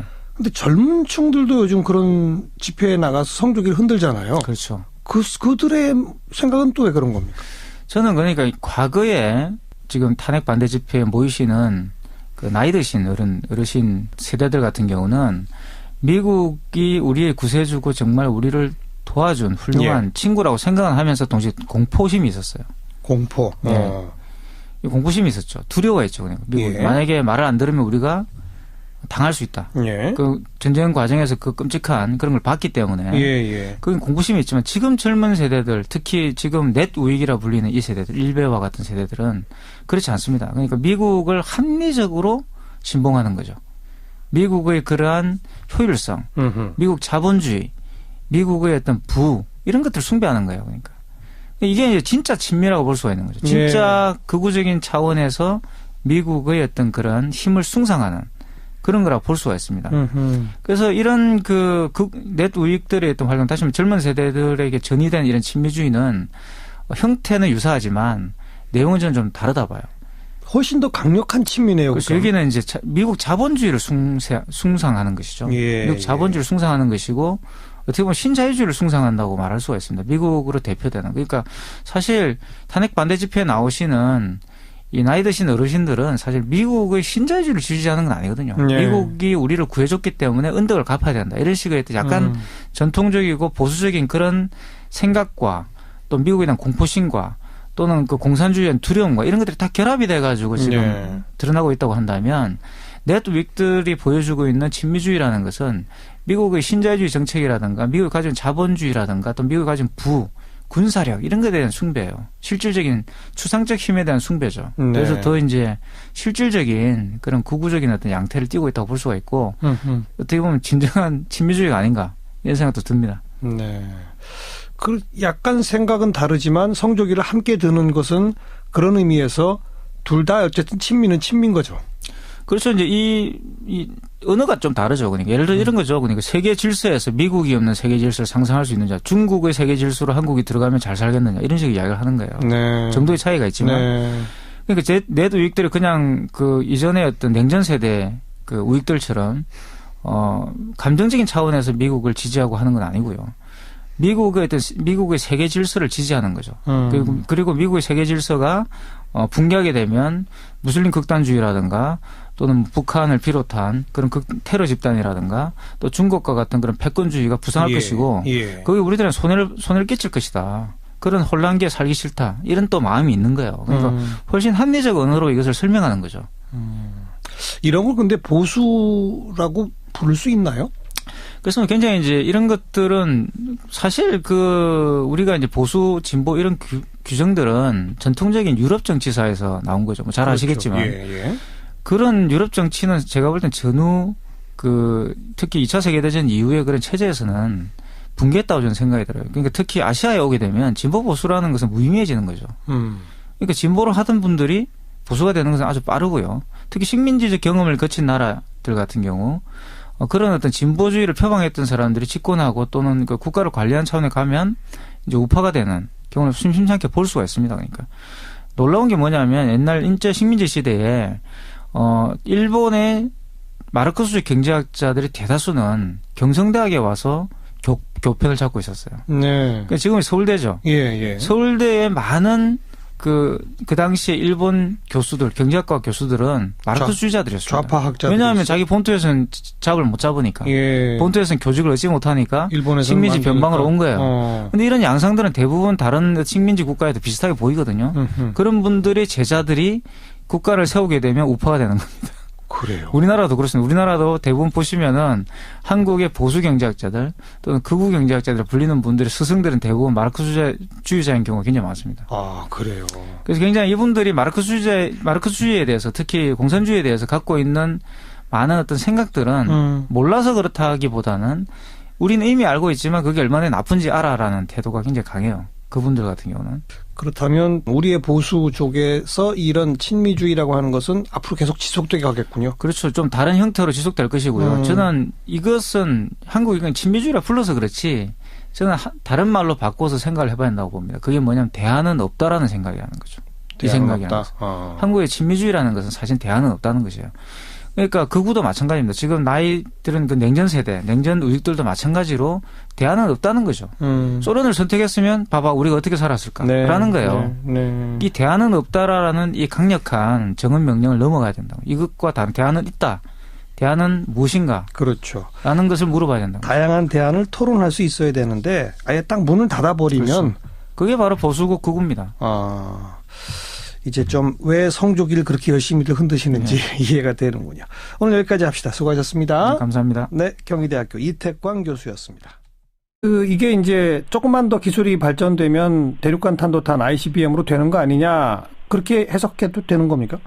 예, 이 기술을 앞으로 신형 대륙간 탄도탄 미사일에 적용할 거라고 보는 것이죠. 네. 예, 그렇게 되면은 이 미사일 시험을 이제 공개함으로써 미국에 일정한 메시지를 주고 있습니다. 예. 이제 곧 대륙간 탄도 미사일을 우리가 임의의 시각에 발사할 수도 있다. 예. 이거를 미국에 보여주는 것이죠. 예. 북한이 그래도 한동안은 이 핵실험 미사일 발사 이런 걸 안 하고 미국의 정권 교체 과정을 지켜보고 이 새 정부와 뭔가 좀 대화의 물꼬를 터볼 수도 있다라는 식의 기대를 보여왔었는데 트럼프 정부 출범하고 미국과 일본이 첫 정상회담을 하는 바로 그때를 맞춰서 이 미사일을 발사했다. 그 의미는 뭐라고 해석해야 될까요? 자, ICBM은 아닙니다. 예. 그러나 ICBM의 발사 가능성을 미리 시연함으로써 트럼프 정부의 임의의 시각에 ICBM을 발사할 수 있다는 게 허언이 아니고 북한이 마음만 먹으면 할 수 있다는 것을 보여줬다. 이런 점에서 상당한 어떤 미국의 메시지를 준다고 저는 생각합니다.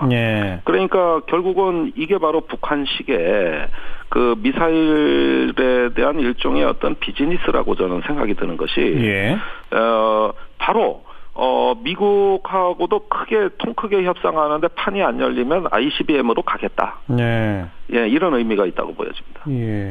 그런데 이런 도발에 대해서 미국은 뭐 협상해보자라고 나오는 게 아니라 초강경 대응을 할 것처럼 지금 예고하고 있잖아요. 가장 강력한 대응을 하겠다는 게 트럼프 대통령의 언급이었습니다. 결국은 이제 말 대 말이 부딪히고 의지와 의지, 행동과 행동이 부딪히는 일종의 어떤 예선전을 치르고 있는 거 아니냐. 이것이 조금 더 강해지면 그때부터는 상당한 수준의 이제 그 기싸움이 시작이 될 것이고 결국은 그런 과정을 통해서 한반도 정세가 급격히 경색될 수도 있는 일단 가능성인데 북한 역시도 어느 정도 좀 망설임이 있는 것 같아요. 네. 아직까지는 트럼프 정부의 외교안보 그 진영이 다 갖춰지질 않았거든요. 예. 그런 점에서 전면적 도발은 아니지만 그러나 무언가 가능성을 내비침으로 슬쩍슬쩍 보여주는 전략. 네. 예, 이런 걸 통해서 탐색전을 하고 있다고 보여집니다. 그런데 미국에서 뭐 북한에 대한 선제 타격 뭐 시뮬레이션을 한다 뭐 이런 얘기도 자꾸 들리니까 더 우리가 불안해지는 거 아니겠습니까? 그런 가능성은 없을까요? 그 문제가 오늘 국방위에서도 상당히 논란이 됐습니다. 네.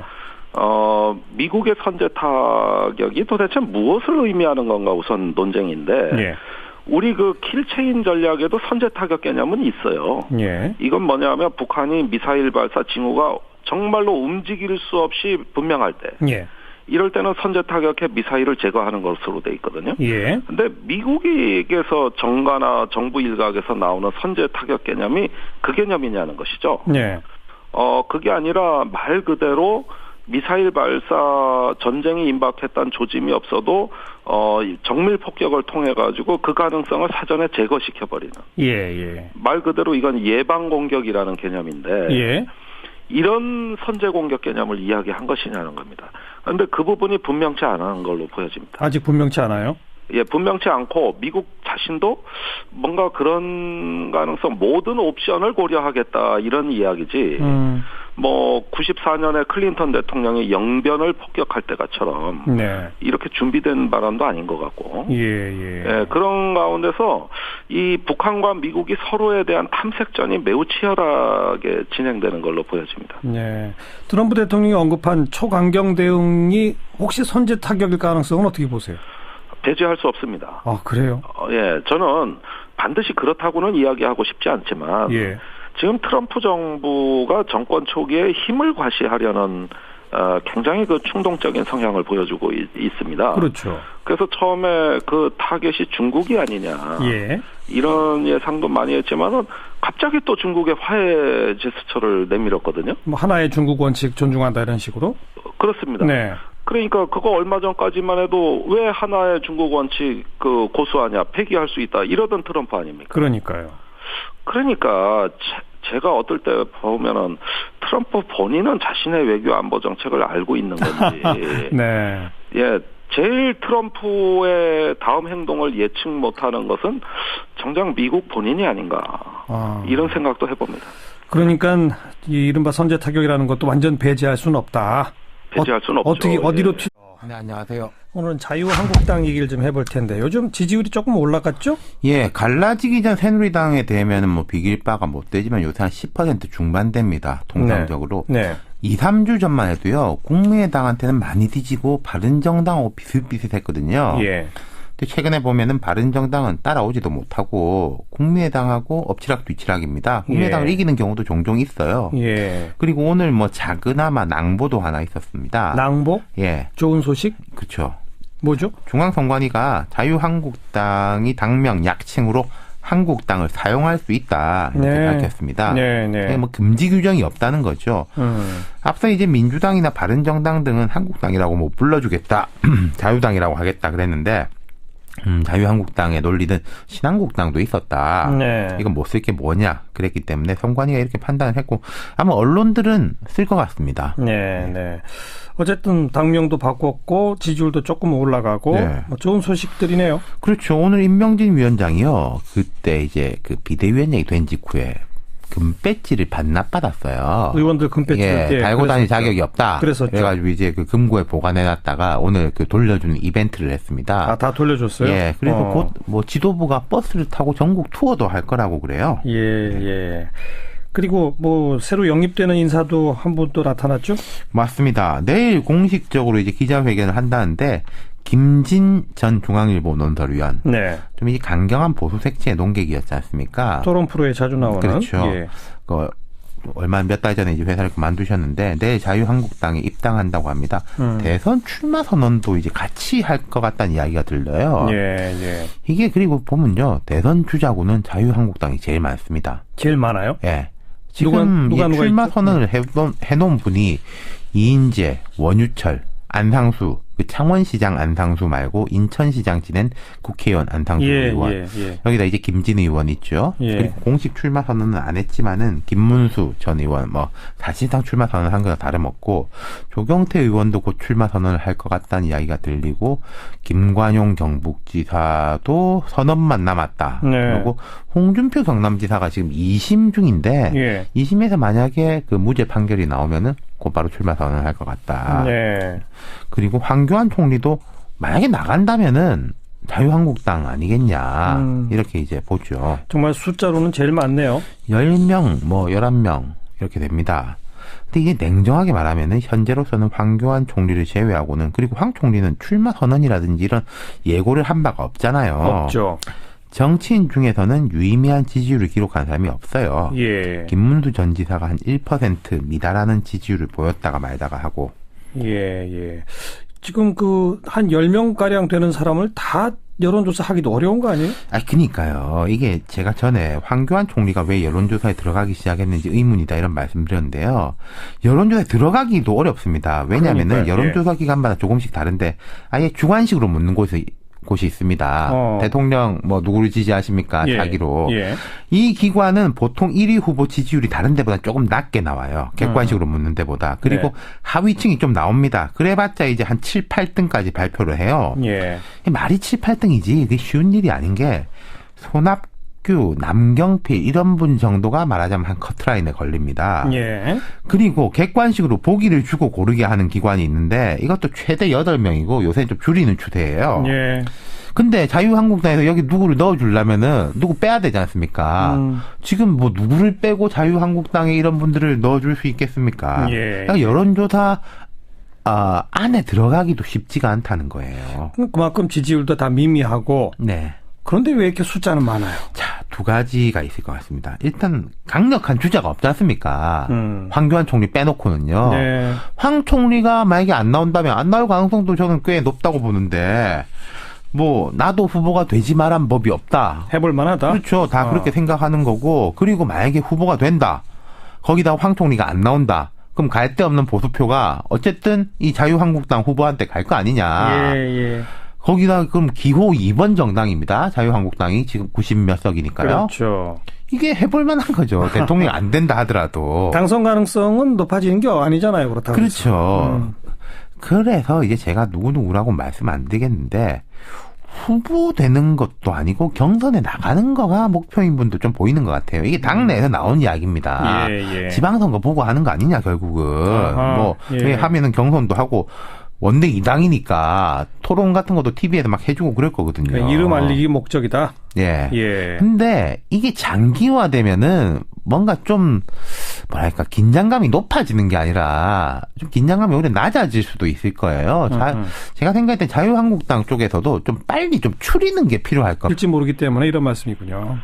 그런 가운데서 치열한 탐색전 이런 것들이 매우 한반도 정세에 정말로 상당한 불확실성으로 다가온다는 점에서 이렇게 어려운 정세는 전 처음 봤어요. 정말 어렵군요. 자, 그건 그렇고 이 미사일을 우리가 막을 수 있는지 이런 논의가 이제 그 퍼져나가면서 바로 사드 배치의 어떤 시급성, 긴박성 이런 것이 더 강화됐다라고 하는 일부 언론들의 어떤 보도들이 있었는데 그 점은 어떻게 생각하세요, 김종대 의원? 이 북한의 미사일을 해석하기에 따라서는 사드 배치를 해야 된다고 믿는 분들은 더 배치를 서둘러야 되겠다고 믿는 걸로 되고 반면에 이건 새로운 미사일이기 때문에 사드로 방어가 안 된다. 이렇게 믿는 사람한테는 사드 반대를 더 확신하는 믿는 사람은 더 믿게 만들고 의심하는 사람은 더 의심하게 만드는 미사일이라는 생각이 들어요. 그만큼 북한이 이번에 뿌려댄 메시지가 복합적입니다. 그런데 저는 개인적으로 이 미사일은 사드와는 관련이 없다고 생각이 됩니다. 왜냐? 단도직입적으로 사드로 이건 막을 수 있어요? 못 막아요? 없다고 봐요. 왜 없다고 보느냐? 이건 잠수함 발사 미사일을 모태로 해서 된 거기 때문에 여차하면 수중에 배치할 수가 있거든요. 그렇죠. 그런데 수중에 배치되는 건 사드로 못 막아요. 사드는 전방을 보는 거지 잠수함 같이 측방이나 후방에 와서 쏘는 미사일을 막을 수 있는 무기가 아닙니다. 레이더 자체가 전방만 탐지한다. 전방만 탐지합니다. 예. 예, 그런 점에서 이것은 사드에 대한 도전장이라고 전 봅니다. 네. 그 잠수함에서 발사하지 않는다면은 사드로 막을 수 있어요? 다른 미사일처럼 예.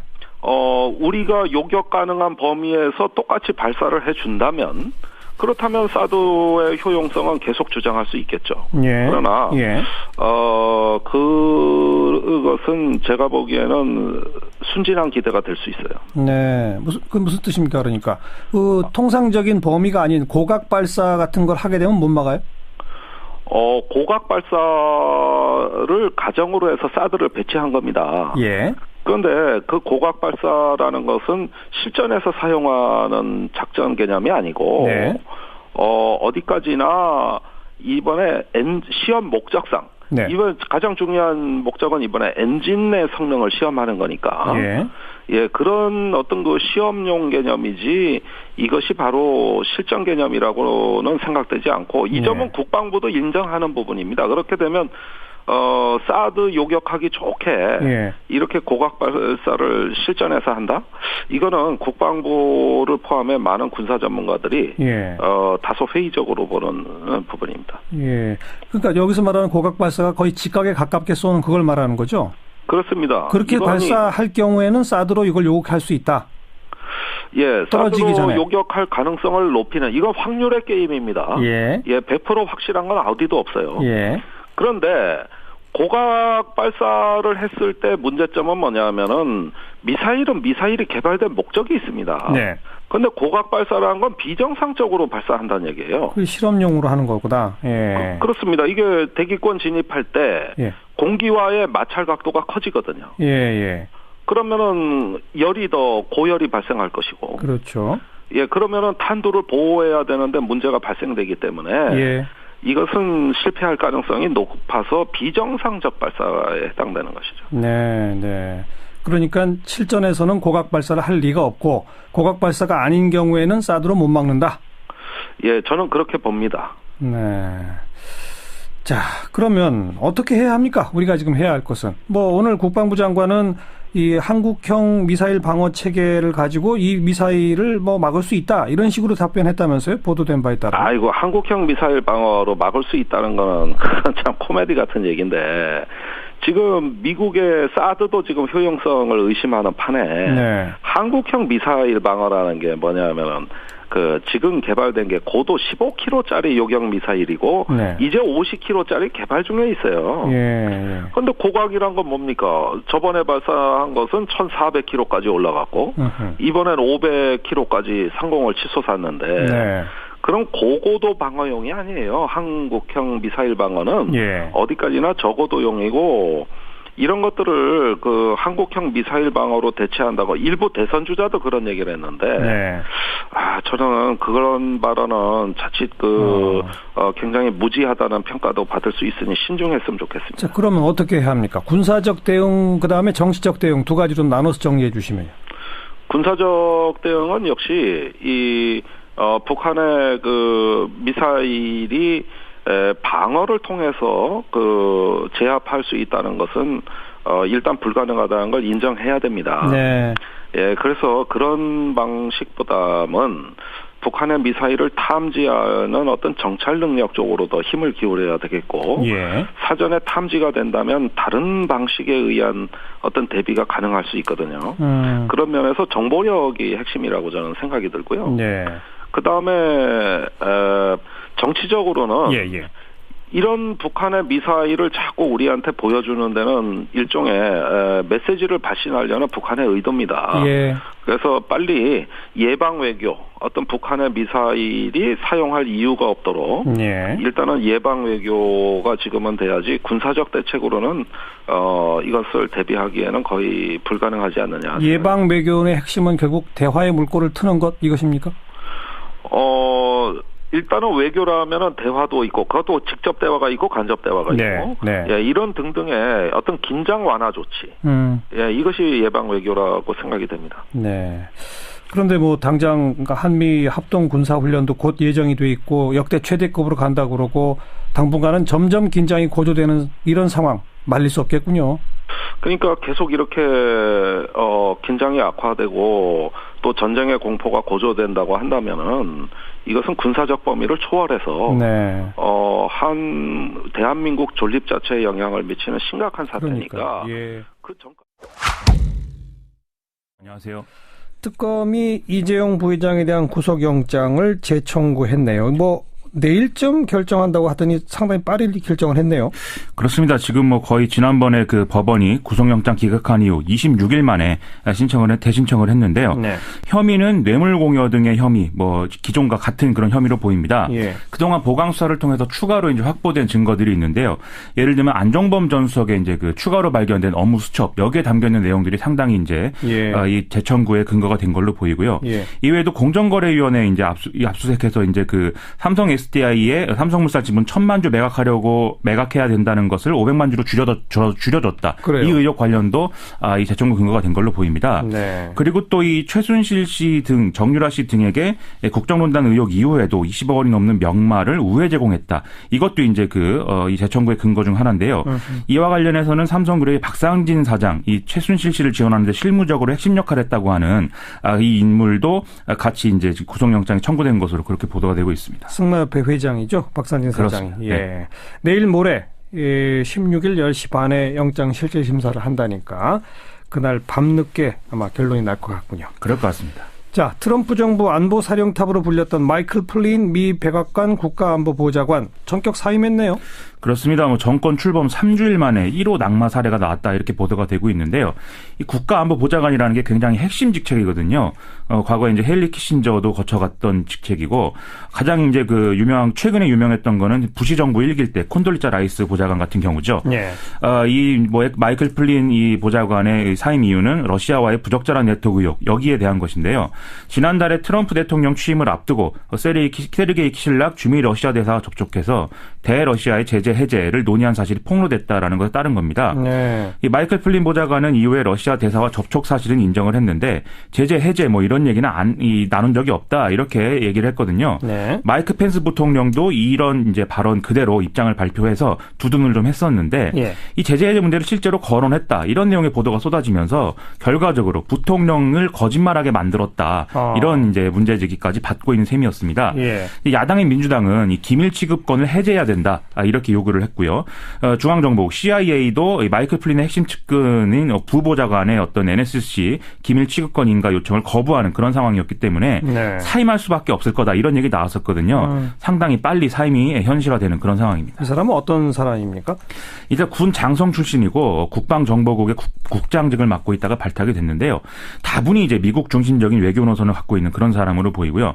저서 등을 볼 때는 이슬람 근본주의자들하고 전면전을 벌여야 된다. 이를 위해서는 러시아와도 힘을 합쳐야 된다. 이런 생각을 갖고 있는 사람으로 알려져 있습니다. 네. 대북 문제 관련해서 좀 강경파 노선으로 알려져 있고요. 예. 문제는 이 사람이 현재의 한국의 외교 안보 라인하고 소통해본 트럼프 정부의 몇 안 되는 사람이라는 거죠. 지난해 11월에 국가안보보좌관으로 내정된 직후에 처음으로 만난 외국 인사가 당시에 미국에 방문을 했던 조태영 청와대 국가안보실 1차장 등등의 이 한국 정부 대표단 5명이었던 거거든요. 예. 또 트럼프 대통령 취임식 하루 뒤인 지난달 22일에도 김관진 청와대 국가안보실장에게 첫 통화를 요청을 해서 한미 고위급 외교 채널을 가동시켰고요. 네. 이제 북한의 탄도미사일 발사 이것과 관련해서도 김관진 실장과 직접 통화를 했다고 합니다. 걱정이 되는데 일단 우리 외교부는 한미동맹, 한미관계에 있어서는 전혀 입니다. 정말로 할 사람들 한 서너 명 이런 식으로라도 해야지 좀 시너지 효과가 나타나지 않겠습니까 싶습니다. 네. 입당해서 대선 출마 선언한다는 김진 전 논설위원 같은 경우도 또 그렇게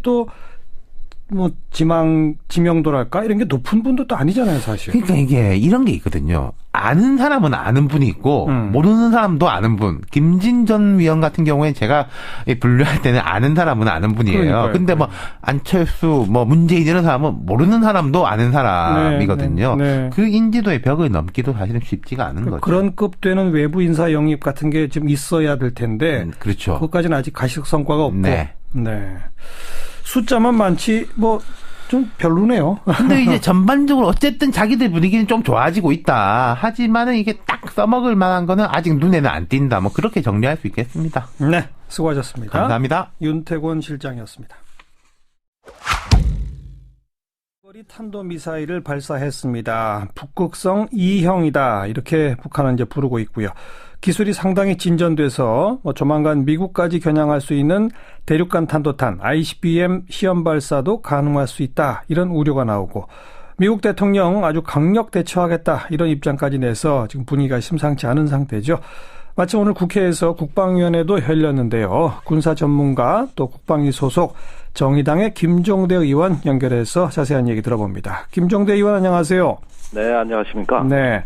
이게 그 기존의 미사일하고는 상당히 몇 가지 면에서 기술적 진일보를 이뤘다라고들 다 평가하더라고요. 먼저 뭐 네. 고체 연료 맞습니까? 예, 고체 연료를 이제 주 연료로 쓰기 때문에 예. 이건 뭐 사전에 발사 징후를 전혀 탐지할 수 없습니다. 예. 그런데 더 특이한 것은 이동식 발사대인데 네. 이 이동식 발사대가 과거엔 차량에 이동을 했는데 그래요. 이번의 경우에는 무한 궤도, 즉 전차 보면 막 궤도가 돌아가지 않습니까? 탱크에 달려 있는 그 궤도. 예. 이런 무한 궤도로 이동을 했다는 것도 처음 보는 건데 이거는 이제 언제든 험준한 지형 어디든 가서 발사할 수 있다. 이런 뜻이 되는 거고. 그러니까 차가 못 가는 산악 지형 이런 데도 갈 수 있다. 그렇습니다. 예. 그러면서 이 발사 형태가 또 이게 참 또 특이한 건데. 네. 과거에 잠수함 발사 미사일을 이제 SLBM이라고 하는 걸 시험할 때 보면은 이렇게 물 속에서 엔진이 점화되는 게 아니라 물 밖으로 일단 사출시킨다 그래요. 네. 튀어 올린 다음에 공중에서 엔진이 점화돼야 되는 건데. 맞아요. 이번에 동일한 기술이 나왔어요. 어허. 그렇다면 전혀 본 적이 없는 새로운 개념입니다. 네. 이거는 뭐 대비책 자체가 달라져야 돼요. 네. 그래서 이런 어떤 새로운 어떤 기술이 세 가지를 선보였다는 점에서 이번에 미사일은 이거는 새로 명칭을 부여해야 될 정도의 전혀 다른 미사일이라고 보여집니다. 네. 고체 연료는 즉 사전 탐지가 어렵다는 거고, 그죠? 네. 무한 궤도는 어디에 가서 발사하게 될지 예측도 불가능하다는 거고, 그죠? 불가능합니다. 그다음에 일단 사출한 다음에 점화되는 것은 그건 어떤 의미예요, 그거는?